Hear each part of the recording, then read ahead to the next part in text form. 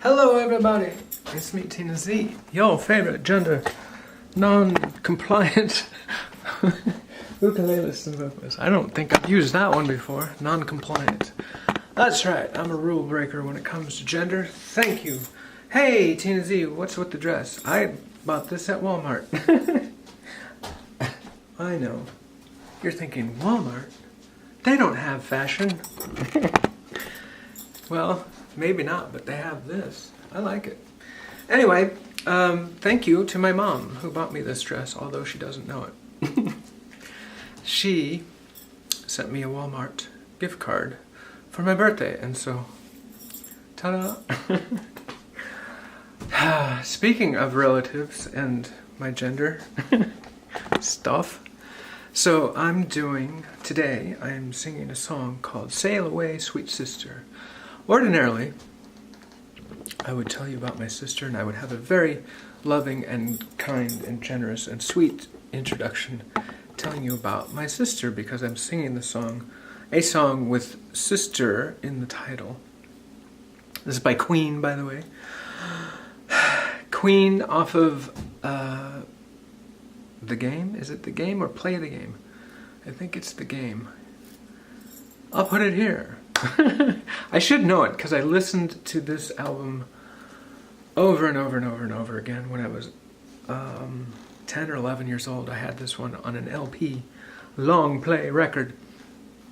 And oh my gosh, this thing had Play the Game and Crazy Little Thing Called Love and Another One Bites the Dust and Dragon Attack and Don't Try Suicide and up and down, back and forth. It was a great record, including this song, Sail Away Sweet Sister, which is by Brian May, the guitar player of Queen, if you don't know your Queen trivia. So he wrote this song. I don't know why he wrote it. I didn't research really why. I just think it's a sweet and lovely song. And he sings it. He wrote it. He sings it on the album. Freddie Mercury comes in during the bridge. And I have a feeling, I don't know, I didn't research this, I have a feeling that Freddie Mercury wrote the bridge because it suddenly goes operatic and into these notes in the stratosphere and the strumming pattern gets all different and weird and you're just like, yeah, that was probably Freddie, but who knows. Anyway, I was saying, I ordinarily would dedicate this to my sister, whom I love very, very much. And, gosh, how much time do you have? I'll tell the story. So in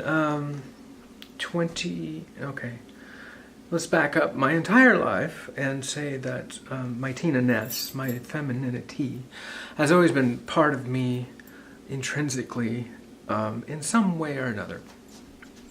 And for most of my life, I grew up in the middle of the country where femininity is not a desired trait. I think for anybody. I was going to say for males, but I'm like, maybe for anybody. That's a different topic. So I grew up in that atmosphere, and so I did a lot of things with my femininity. I would box it and put it on a shelf, and I would say it's this and say it's that, and then in 2014, I was diagnosed with a disease. Yay! And, although I'm not dying tomorrow, it's not one of those happy, good time things that you want to hear about. So I freaked out a little bit and said, you know, this femininity thing that I have intrinsically in me, I should probably check into it, explore it a little bit before I die, because then I won't be able to. So, so I started to, and it was all fun and games. Luckily, I was seeing a shrink at the time. She was a naturopathic doctor who coincidentally was was giving me naturopathic advice on diets and things like that and nutrition for my Hashimoto's, which is the disease slow down, Tina, that I was diagnosed with which I was diagnosed, if I want to be grammatically correct in that sentence, and I do. Thank you. So, she was, I was seeing her for that, but she also happens to be a counselor. And so, she said, one appointment, she said, how are you dealing with the diagnosis? And that's when I had first started dressing up and putting on makeup and doing all this stuff, exploring it. And so I showed her a picture. I said, ta-da, yay! And thank God I did, because she was like 5 steps ahead of me, realizing that, hey ho, that's not a thing you do, that's a person you are. I wasn't to that point yet at all. And I was there about 6 months later, and I crashed. It was horrible for me. Horrible. Luckily, I was in therapy at the time, so got through that. Anyway, why are you telling this history, Tina Z? I'm telling you this because in that honeymoon period, when I was still playing around with this and thinking it's something I did and not someone I am, I told my sister. One drunken night, I showed her pictures. I said, hey, look at me, I'm in a dress, ha ha! Because I didn't know that it was more than just a dress-up party. So, anyway, I don't want to throw my sister under a bus, but she let a couple other people in on that. So, I'm upset that she did that, although I'm upset with myself for divulging that information to her before I knew what was going on myself. So, I don't blame her entirely for not knowing, because I seemed giddy as heck, and I don't think I said, oh, keep it to yourself. I don't know. Who knows? I don't remember. But the point being, let me tell anybody out there, anybody listening, take this advice to the bank, because it's solid. If someone in your life divulges they are trans, and transgenderism is a huge, huge umbrella, I stand beneath it.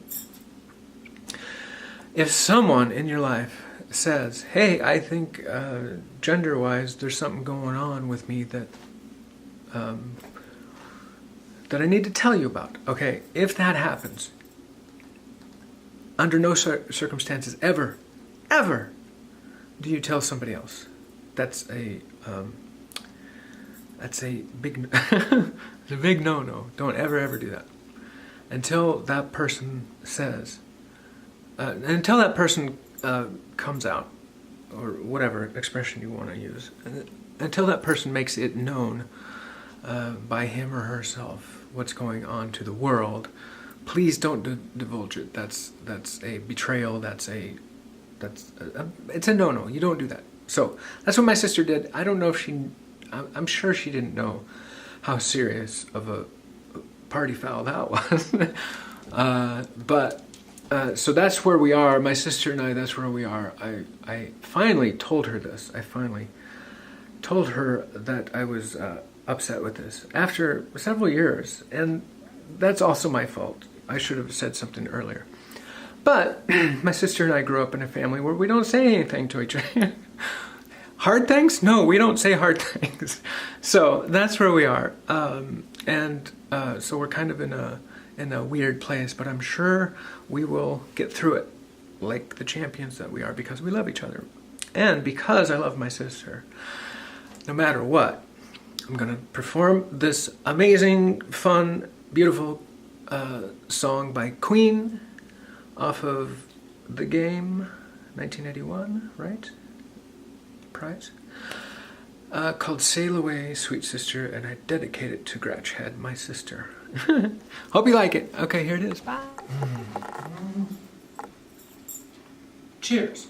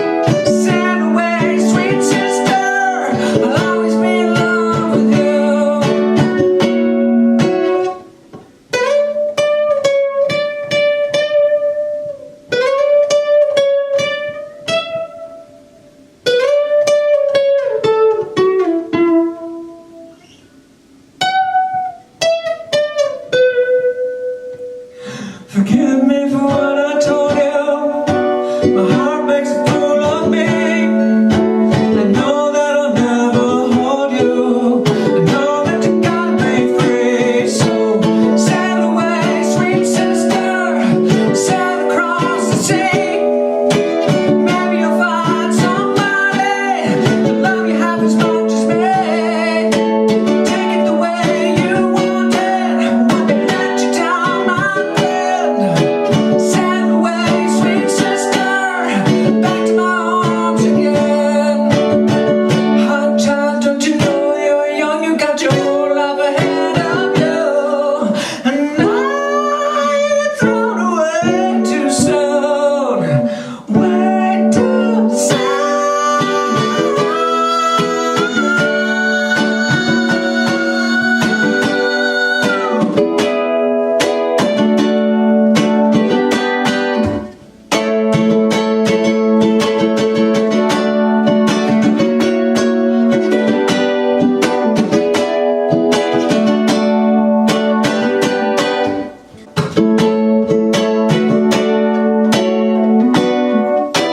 Sail away, sweet sister, sail across the sea. Maybe you'll find somebody to love you half as much as me. My heart is always with you, no matter what you do. Sail away, sweet sister, I'll always be in love with you.